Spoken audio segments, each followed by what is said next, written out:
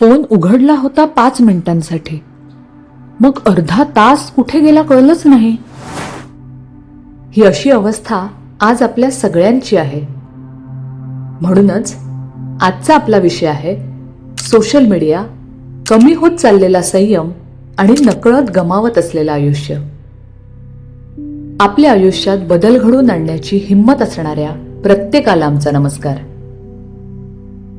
आपण इतके अस्वस्थ का झालो आहोत? आज आपण अशा जगात जगतो आहोत जिथे सगळं इन्स्टंट मिळतं. माहिती, मनोरंजन, वस्तू आणि लोकांशी जोडण्यासाठीची साधनं सुद्धा. तरीही मन शांत नाही, संयम टिकत नाही. थोडा वेळ काहीच न करता राहणं आपल्याला अवघड वाटतं.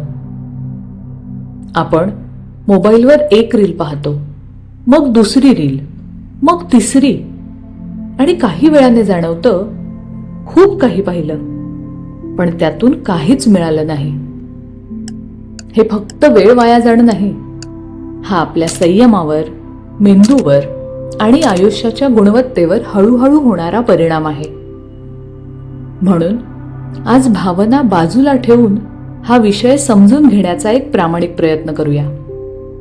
कारण प्रश्न सोशल मीडियाचा नाही, प्रश्न आहे आपला संयम, लक्ष आणि शांतता आतून कशी बदलत आहे याचा. आपलं लक्ष म्हणजेच अटेन्शन स्पॅन कमी होण्यामागे सोशल मीडिया किती जबाबदार आहे? मानसशास्त्र सांगतं की आपला मेंदू रिवॉर्ड बेस्ड सिस्टीमवर काम करतो. जेव्हा आपल्याला काही नवीन, मजेदार किंवा आश्चर्यकारक दिसतं, तेव्हा मेंदूमध्ये डोपामिन नावाचं रसायन स्रवतं. हेच डोपामिन आपल्याला पुन्हा पुन्हा तेच करायला प्रवृत्त करतं. सोशल मीडिया हे अचूक ओळखतो.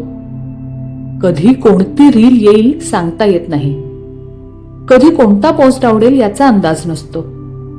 ही अनिश्चितता मेंदूसाठी खूप आकर्षक असते. म्हणूनच आपण म्हणतो आता ही शेवटची रील, पण त्या शेवटच्या रील नंतर लगेच आणखी एक नवीन रील ओपन होते. या सगळ्याचा परिणाम काय होतो? हळूहळू आपल्या मेंदूला लहान, झटपट उत्तेजनांची सवय होते. मोठी, वेळ घेणारी कामं जसं वाचन, विचार, संवाद यात डोपामिन कमी मिळतो. म्हणून ती कामं कंटाळवाणी वाटायला लागतात. संशोधन असंही सांगतं, सतत टास्क स्विचिंग केल्यामुळे, म्हणजे एका गोष्टीतून लगेच दुसरीकडे उडी मारल्यामुळे आपला अटेन्शन स्पॅन कमी होतो आणि मेंदू लवकर थकतो. आपण मल्टीटास्किंग करतो असं वाटतं, पण प्रत्यक्षात मेंदू फक्त वेगाने थकतो. सोशल मीडियाचा आपल्या नात्यांवर कसा प्रभाव पडतो? जेव्हा आपण एखाद्याशी बोलताना सतत फोनकडे पाहतो, तेव्हा समोरच्या व्यक्तीला नकळत एक संदेश मिळतो, मी महत्वाचा नाही. मानसशास्त्रात याला पार्शियल अटेन्शन इफेक्ट म्हणतात. नाती हळूहळू पोकळ होतात, संवाद कमी होतो, समोर माणूस असतो पण उपस्थिती नसते, आणि माणसाला शब्दांपेक्षा उपस्थिती जास्त लागते. आणि मग आपणच म्हणतो आजची माणसं बदललीत. सोशल मीडियामुळे आपण सतत तुलना का करतो? सोशल मीडिया आपल्याला सतत लोकांचे यश, आनंद आणि सुंदर क्षण दाखवतो. मेंदूला वाटतं इतरांचं जीवन किती परफेक्ट आहे. मानसशास्त्रीय अभ्यास सांगतो, सतत इतरांच्या यशस्वी, सुंदर, आनंदी क्षणांना पाहिल्यामुळे आपल्या मेंदूमध्ये सेल्फ वर्थ कमी होण्याची प्रक्रिया सुरू होते. आपण स्वतःला कमी समजू लागतो आणि त्या असमाधानावर उपाय म्हणून पुन्हा सोशल मीडिया उघडतो. थोड्या वेळासाठी डिस्ट्रॅक्शन मिळते, मजा येते, आपण अजून स्क्रोल करतो, पण थोड्या वेळाने पुन्हा तेच. ही एक साखळी आहे आणि आपण नकळत त्यात अडकतो. पण ही साखळी तोडायची ताकद बाहेर नाही, ती आपल्यात आहे. लक्ष म्हणजेच अटेन्शन परत कसं मिळवायचं? इथे एक गोष्ट स्पष्ट करूया. लक्ष पूर्णपणे हरवलेलं नाही, ते आपल्यातून गेलेलं नाही, ते फक्त सततच्या घाईत दुर्लक्षित झालेलं आहे. आणि चांगली गोष्ट अशी आहे की लक्ष हे सवयीने कमी होतं तसंच सरावाने परत येऊ शकतं. म्हणजे मोठे बदल करायचे नाहीत, तर लहान पण जाणीवपूर्वक बदल. पहिला बदल, एका वेळी एकच गोष्ट. आपण दिवसभरात एकाच वेळी अनेक गोष्टी करत असतो, म्हणून मुद्दाम वेळ कमी असला तरी एका वेळी एकच काम करा. फोन बाजूला ठेवून द्या आणि फक्त कामावर फोकस करा, इतर काही नाही. हे साधं थांबणं मेंदूला शिकवतं सगळं लगेचच मिळायलाच हवं असं नाही. आणि जेव्हा मेंदू थांबायला शिकतो तेव्हाच पुढचा बदल शक्य होतो. दुसरा बदल, काहीच न करणं. आपण काही करत नाही याची आपल्याला भीती वाटते, पण दररोज काही मिनिटं स्क्रीनपासून दूर फक्त श्वासावर लक्ष ठेवा. ही शांतता मेंदूला हळूहळू समजावते की प्रत्येक क्षणात काहीतरी घडायलाच हवं असं काही नाही. इथूनच लगेच काहीतरी मिळालं पाहिजे ही सवय दूर व्हायला लागते. आणि जसं स्वतःसाठी थांबणं जमायला लागतं तसंच इतरांसाठीही थांबणं जमायला लागेल.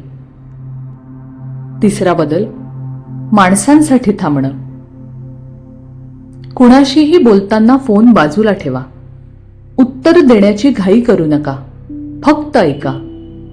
कारण फक्त उपस्थित असणं पुरेसं नसतं, तर माइंडफुल प्रेझेन्स असणं म्हणजेच समोरचा काय सांगतो आहे याकडे पूर्ण लक्ष असणं गरजेचं आहे.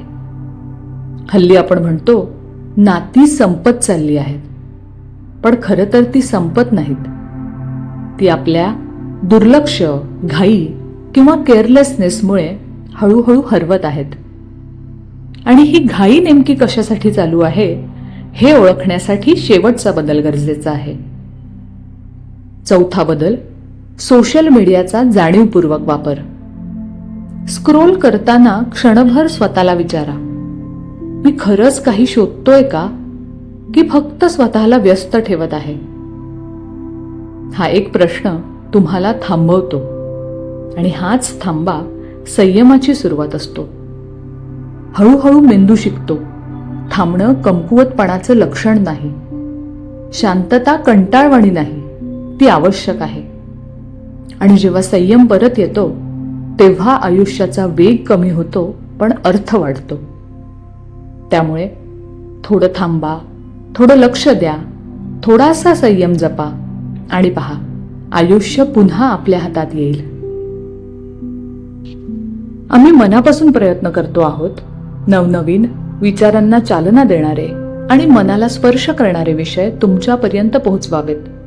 तुमचा प्रत्येक लाईक, कॉमेंट आणि शेअर आम्हाला आणखी सुंदर आणि अर्थपूर्ण निर्मिती करण्याची प्रेरणा देतो.